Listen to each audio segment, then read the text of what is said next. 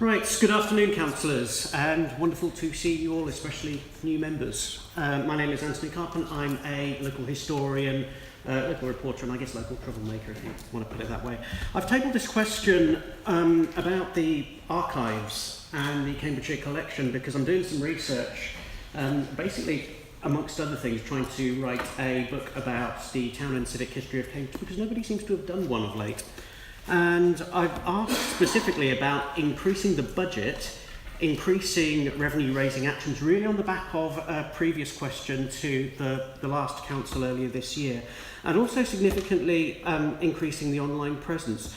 The reason being is earlier this week I was at the Cambridgeshire collection and I gave them a list of documents which are basically gathering dust in there, and they're absolutely fascinating. And the list includes 48 dissertations, 14 theses, 17 other documents, 25 Cambridgeshire Association for Local History articles, and 43 articles from Cambridgeshire and Peterborough Life, mainly articles by the local historian Enid Porter, who set up the Museum of Cambridge and the Cambridge and County Folk Museum down the road. The problem is the cost of scanning those documents by the Cambridgeshire collection is about £5 per page.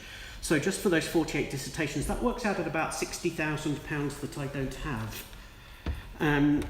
So one of the things that several people have suggested to me is to come back to yourselves and say, please can we have a refresh of really how your archives and the Cambridgeshire collection work with your communications teams, because there is a huge gap and a massive missed opportunity really for yourselves and the archives to get more people involved, and in particular generating revenue-raising activities, in particular from the massive photographic archive. So really the three things I invite the Executive Councillor responsible to comment on or respond to is: one, about digitising, publishing and publicising some of the treasures that you've got in the Cambridgeshire collection and the county archives.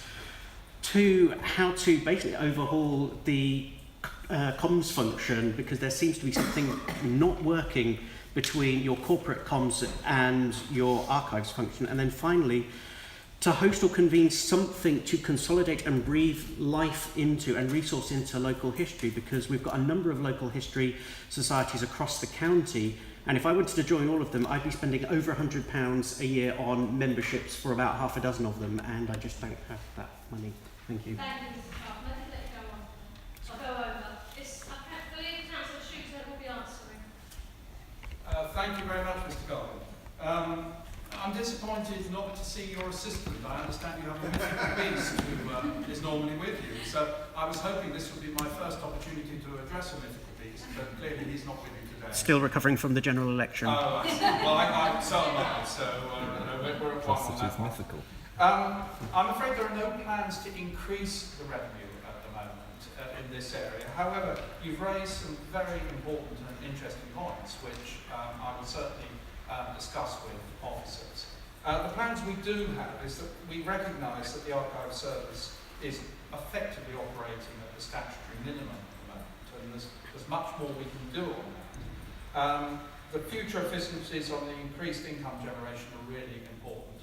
I appreciate the costs that you're talking about may not be great as far as you're concerned, but we need to look at this whole area and see if we can produce more income and make it more accessible.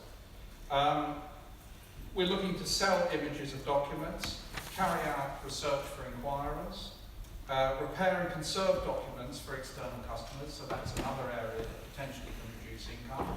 And I mean, obviously it is a very extensive collection, as you rightly point out, which you'd expect in an area with the history of Cambridgeshire.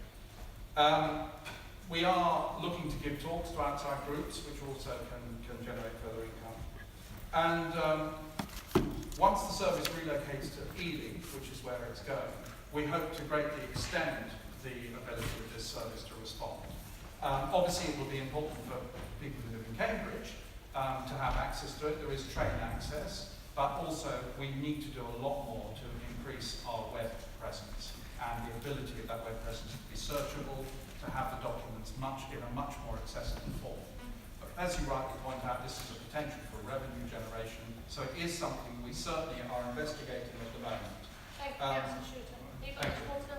I thought I would get as much time as... Thank you. please? I am a district constable. Okay. I just want to finish off with a quotation from the Vice Chair's predecessor, Councillor Cllr, who was one of the longest serving women councillors in this city and served on this council, and she stated the following in 1912. There is also a slowly forming public opinion that the relief of suffering demands a wise charity, well organised, and there is an awakening on the part of public authorities to the ever-widening powers they hold for social betterment. There is more civic pride in and responsibility for making Cambridge, and in this she's talking about Cambridge County Council, not just the city, worthy of the university that bears our name. And so really what I want to get across is that there are people willing to get involved in and to support the council and the archives in actually improving what is already out there. I shall leave it there. Thank you, Chair. Thank